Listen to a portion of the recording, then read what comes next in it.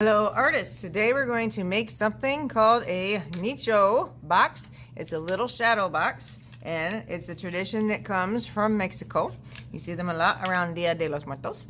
So I am going to demonstrate two different ways to make a Nicho box. You're only going to have one toilet paper tube.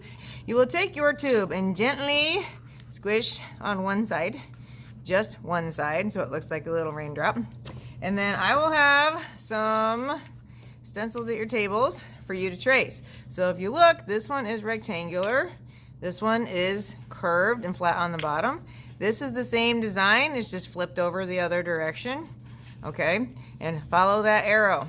So I'm going to lay this on my tube. So this open part is touching the part that I just squished, and I'm going to trace. I just traced the opening. I'm going to show you on the square one. So same thing, I've pinched it down a little bit so we have the raindrop. Lay the opening so it's touching the fold and trace the opening. That's all you have to trace. The only difference with this one, if you had a new roll, it just lays on the other side. You still make sure this opening is touching the folded edge. Then you're going to use your muscles. You'll pinch it down and cut. I'm using little scissors to show you they have the power to cut cardboard. Okay, now we have a little trash. Don't trash your trash. We're going to take this tube and turn it and then gently squish the other direction. So now you have this little framed box, and it does pop up a little bit. That is normal. That is a good thing. Before we get too far, not this side, but on the opposite side, turn it over, and this is where you are going to write your name. So a lot of times Nicho boxes had decorations on the top, so we can use part of your trash for some additional decoration. I feel this sticks up kind of far, so I'm going to cut it. We can put a little glue to stick it down.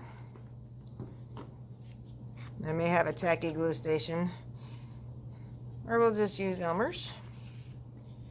So if you don't want anything on top of your box, that is fine too, because there's other things that we can add in the future to make it more decorative. Now you will have paint. Lid comes up, SpongeBob stays on top. You will also have water. Brush goes in the paint dry. Okay, and your only mission is to make it so the outside is one color and the inside is another color.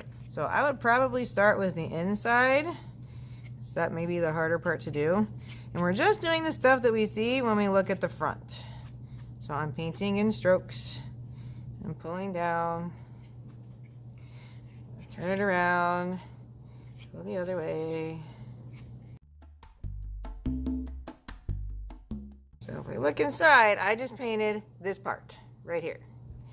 Okay, when you're ready to change colors, clean your brush, dry on SpongeBob. So I scrub a dub on the bottom of the cup, swipe, dry on SpongeBob, and then switch to a different color.